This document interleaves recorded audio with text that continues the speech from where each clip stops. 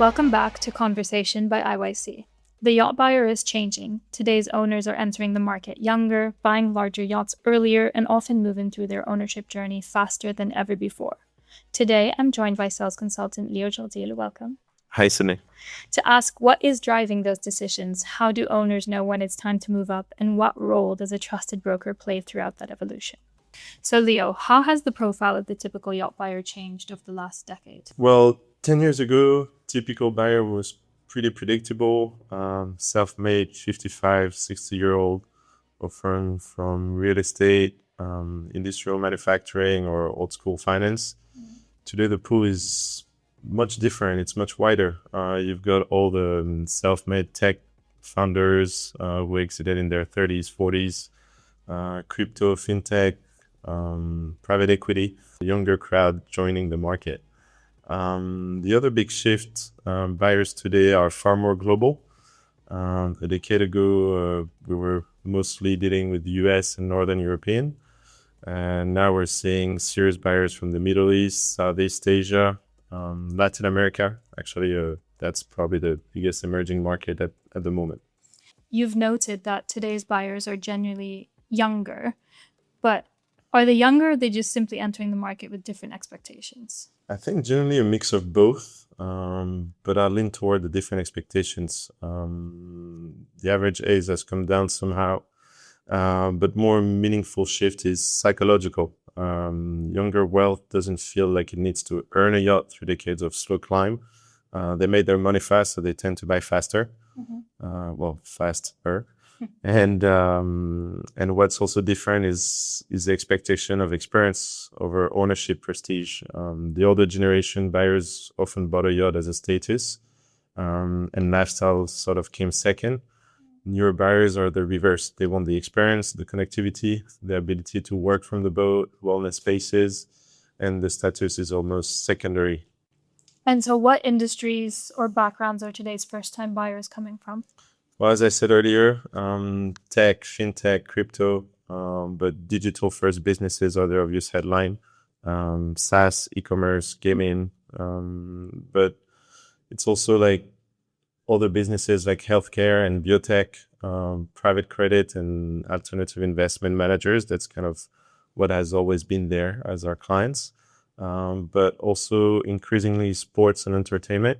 We're seeing athletes, agents, people monetizing content, influencers that didn't really exist 15 years ago. And then there's the quieter categories, which are perhaps the lesser sexy businesses like logistic, industrial, from regions that have had a strong export or manufacturing expertise. So we're seeing owners that are purchasing larger yachts much earlier in their ownership journey. Why do you think that's happening? Are buyers maybe becoming less interested in working their way up through multiple yachts? Well, first, I think chartering has become much better try before you buy kind of stuff. I've had a recent experience where that's exactly what we did. So people are doing their learning this way instead of going straight into a purchase. By the time they buy, they already know what size and layout works for them and how they use the boat. And they've kind of skipped the trial for error era, which perhaps was happening a little bit more in the past. And secondly, today's buyers, I think, are busier and more impatient. The idea of starting small and slowly making their way up feels not as efficient as they would probably like it to be. And I think they apply the same kind of strategy to their business. They want things quicker and faster. So they would rather get it right at the first time and spend their limited free time to actually using the boat, not managing different transactions to kind of figure out the right boat. And that's also where the role of a broker really comes in. Owners often stay with the same broker for years. Why is that relationship so important? Because I think a good broker is not just selling a boat. They're really managing the evolving relationship with the lifestyle of the client, with their family, and sometimes they go over a decade or more. The best relationship I have with clients aren't transactional at all. I mean, I usually know their kids, know their habits, and how they live, and all those patterns basically defines what they actually use the boat for. And that institutional knowledge is worth a lot more than than just knowing the asset by itself, but it's really knowing how they use the asset in the longer run. And you've talked about how the brokerage role evolves as the client progresses from first-time buyer to experienced owner. Can you go a bit more in depth with that? Well, with a first-time buyer, you're more of an indicator, aka/a therapist at times, but you're really taking them through the path of ownership and the cost involved, the crew dynamics, the flag, tax structuring, etc. What a survey is, and all the details and the journey basically to closing the boat. With an experienced owner, the conversation shifts really drastically. It comes more to timing the market right, thinking about the resale value of his boat from day one, and potential planning refit, positioning the yacht for charter if that's part of the picture, and you pretty much go from let me explain this to you to let's think 3 steps ahead and sort of foresee the future of where yachting is going. And so speaking of the future, what typically triggers an owner to start thinking about moving to a larger yacht? Do you think are owners underestimating how quickly their needs will evolve? I don't think they underestimate it. I think really it's a lifestyle trigger. I think as human, we always want more. And that also applies to yacht owners. So sometimes owners discover that they usually want to go on longer ocean crossings, or just simply charter once a bigger boat and then feel that it's really hard to then go back down to a smaller size boat, and then once the seed is planted, that's kind of where they want to stick to. And yes, owners almost always underestimate how fast that happens, and that's just also because of the world we're living in. I think everything moves fast, and so does the need and expectations. So on average, how long are owners keeping their yachts today?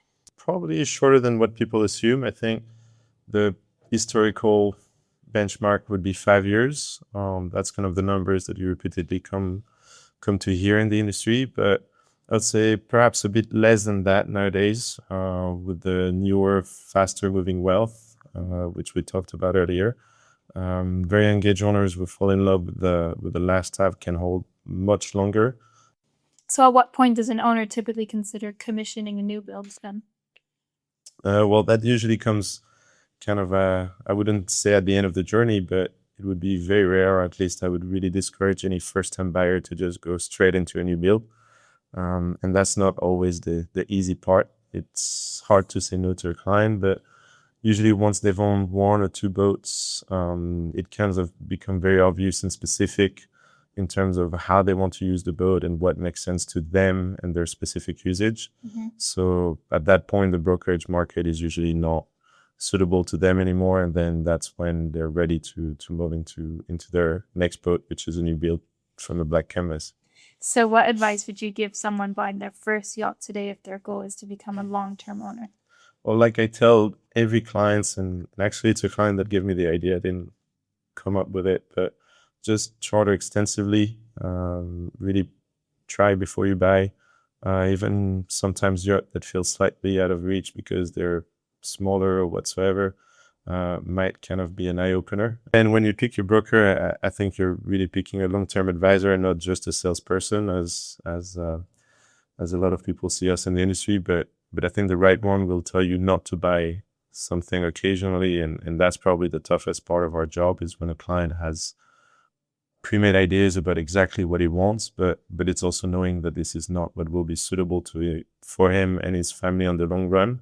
So yeah, the person that tells you no is usually the person you want in your corner in 10 years from now.